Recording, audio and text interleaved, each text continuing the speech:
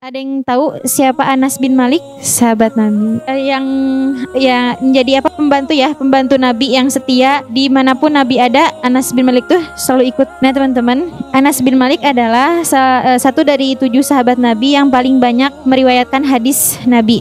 Ia adalah sahabat terakhir yang wafat di Basroh setelah berumur lebih dari 100 tahun. Ibarat perguruan tinggi, Anas bin Malik telah banyak meluluskan ulama-ulama hebat dalam sejarah. Sebutlah salah satu muridnya, yaitu Hasan al-Basri. Sejak pertemuannya bersama Rasulullah, Anas bin Malik itu langsung jadi orang yang paling akrab gitu ya sama Rasulullah. Ia tak sekedar jadi pembantu setia Rasulullah SAW, namun lebih dari itu, ia seakan menjadi asisten pribadi gitu ya. Bayangin jadi asistennya pribadi, kalau mungkin di zaman sekarang asistennya artis mungkin ya gitu ya, yang terkenal gitu. Tentunya sebagai asisten pribadi pastilah Rasulullah mengkhususkan Anas bin Malik dalam masalah-masalah tertentu. Jadi benar-benar istimewa banget gitu ya Anas bin Malik ini. Nah, ada salah satu cerita Anas bin Malik. Ketika itu ada seseorang yang hendak membeli tanah milik Anas. Maka orang itu bertanya, apakah tanah tuan mengalami kekeringan? Nah, namun tanpa banyak bicara, Anas segera melangkahkan kakinya menuju sebuah tanah lapang. Ia kemudian sholat, lalu mengangkat kedua tangannya sembari berdoa kepada Allah. Maka seketika itu muncullah sebongkahan awan raksasa yang menyelimuti tanahnya. Sesaat kemudian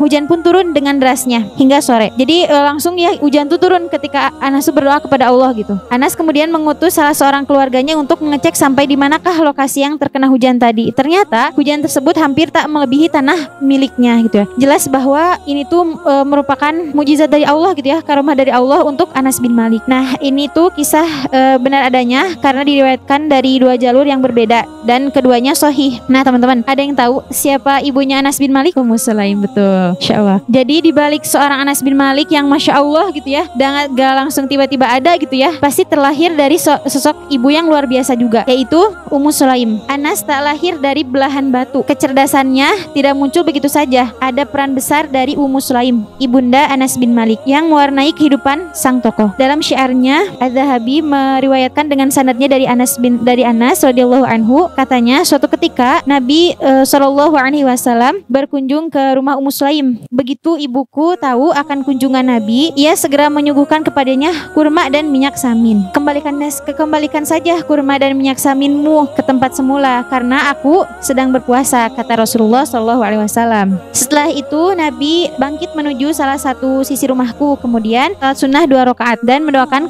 kebaikan bagi Ummu Sulaim dan keluarganya. Lantas ibu berkata kepadanya, wahai Rasulullah, aku memiliki hadiah khusus bagimu. Apa itu? Kata Nabi. Orang yang siap membantumu, Anas, jawab ibunya. Seketika itulah Rasulullah SAW memanjatkan doa untukku hingga tak tersisa satupun dari kebaikan dunia dan akhirat, melainkan beliau memohonkan untukku, ya Allah, karuniailah ia harta dan anak keturunan, serta berkahilah keduanya baginya. Kata Rasulullah dalam doanya, berkat doa inilah aku menjadi orang Ansor yang paling banyak hartanya, kata Anas mengakhiri kisahnya. Jadi di balik sosok Anas yang luar biasa, ada peran sosok ibu yang luar biasa juga gitu ya, dengan menanamkan adabnya terhadap anaknya gitu ya. Nah, teman-teman, mau cerita sedikit tentang pengalaman hidup gitu ya, sahih. Semoga ini menjadi bukan untuk istilahnya sombong atau apa. Semoga ini menjadi manfaat buat teman-teman di sini gitu ya. Nah, teman-teman, ada yang tahu nggak kalau misalkan anak tuh suka apa? Ada yang tahu nggak? Ada salah satu kesukaan yang dimana itu tuh berasal mula dari sosok seorang ibu gitu ya. Anak tuh suka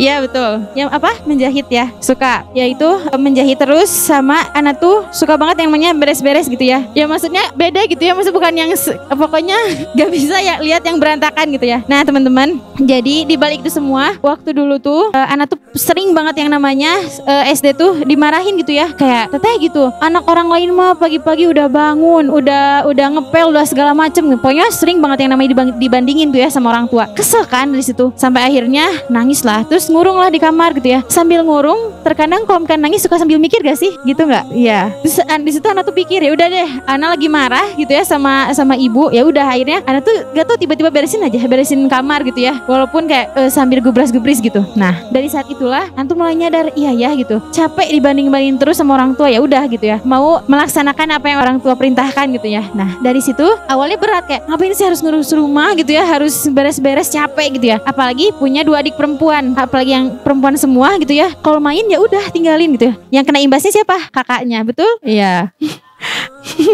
Jadi ketika adiknya main, pasti yang beresnya kakaknya gitu ya, yang disalahin kakaknya. Ya udah, akhirnya di situ kayak dari awalnya beres-beres tuh kayak ya Allah berat banget yang namanya beres-beres. Akhirnya tibalah sanawiyah ya SMP, masuklah pesantren. Di situ pertama kalinya kayak oh ternyata harus beres-beres kamar. Kalau misalkan mau tidur, sebelum tidur tuh harus impel, harus gitu ya. Dari situlah dibentuk karakter anak tuh di sana gitu ya. Ketika pulang ke rumah, ibu tuh kayak apa ya, kayak bengong gitu ya. Yang dulunya males gitu ya, ketika SD-nya males, sekarang beres-beres. Yang akhirnya di situ udah nggak berat lagi gitu ya untuk melaksanakan itu. Dari situ dibentuk jadi seorang yang bertanggung jawab sama apa yang dia milikinya gitu. Nah yang kedua ya betul tadi ya dijawab sama tenis foot, suka jahit. Waktu itu awal mulanya anak tuh waktu kecil di antara orang apa ya, anak kecil kalau Ramadan suka apa sih, suka main apa? Iya BP terus main monopoli buat ngabuburit gitu ya. Tapi anak tuh beda gitu ya, karena ibu anak jahit jadi ibu tuh suka apa ya, ngeliatin gitu ya, teh gini loh caranya gini. Nah akhirnya anak tuh suka yang namanya sama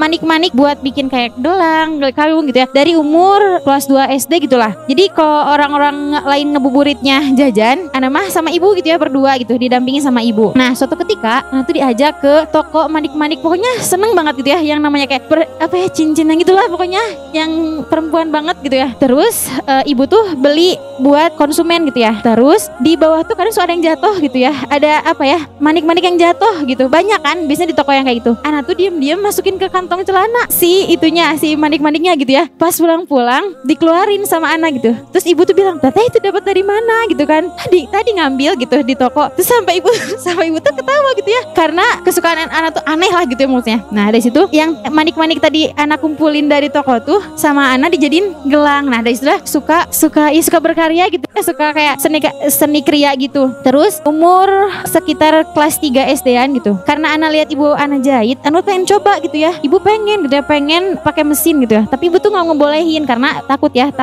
berdarah gitu ya. Akhirnya ibu tuh ngajarnya pakai jarum aja di kecos. Nah disitulah diajarin sama ibu tuh gitu ya, gini teh caranya masangin tuh kayak gini, cara biar rapi tuh kayak gini gitu. Sampai akhirnya ibu tuh ngebolehin di kelas 5 lah. Anak tuh pertama kalinya bikin suatu karya yang itu tuh hasil anak sendiri gitu ya. Anak tuh bikin sarung bantal sendiri gitu. Nah dari situ di ini gitu ya, gini teh caranya biar rapi tuh dipola dulu kainnya, caranya kayak gini gitu. Sampai itu seneng banget sampai akhirnya si sarung bantal itu dibawa waktu anak pesantren waktu sanawiyah gitu ya. Tidak sampai di situ, ibu tuh mulai percaya gitu ya sama anak. Ibu tuh waktu kalau nggak salah perpulangan pesantren waktu sanawiyah, ibu tuh bilang, "Teh mau nggak bantuin ibu? Nanti dikasih uang katanya kalau lebaran," katanya gitu. "Apa bantuin apa?" gitu. "Bantuin buat pasangin batu-batu di baju konsumen." Jadi langsung punya baju orang loh, bukan baju yang apa ya, ini punya orang loh gitu ya, gak yang sembarangan. Akhirnya di situ ibu tuh ngajarin anak buat masangin batu-batu gitu ya di bajunya. 4 baju kalau nggak salah. Jadi buat biar anak tuh ngebuburitnya bukan jajan gitu, biar lebih bermanfaat gitu. Di situ kalau nggak salah 2 harian sambil ngobrol sama ibu gitu ya, beres aja. Terus ya Allah dari situ ibu mulai percaya. Jadi kayak, "Teh tolong jahitin ini," misalkan ya, ibunya lagi apa misalkan lagi di dapur. Jadi alhamdulillah ibu tuh udah ada percaya gitu ya sama anaknya gitu ya. Dari situ tapi anak tuh mikir, anak nggak mau jadi penjahit, nggak mau gitu. Terus ibu tanya, "Kenapa?" katanya gitu. "Nggak mau, malu." Nggak mau gitu ya, malu. Terus ibu bilang, "Teh nanti kalau teteh jadi penjahit tuh bisa bikin baju sendiri gitu ya, gak usah untuk orang dulu," katanya. Karena ibu juga dulunya emang nggak mau sama kayak teteh gitu, gengsian orangnya gitu ya, nggak mau, malu, nggak mau jualan, nggak mau gitu. Sampai akhirnya dari mulut ke mulut gitu ya. Makanya kayak ya Allah, Ana bersyukur banget bisa lahir dari seorang sosok ibu yang luar biasa gitu ya.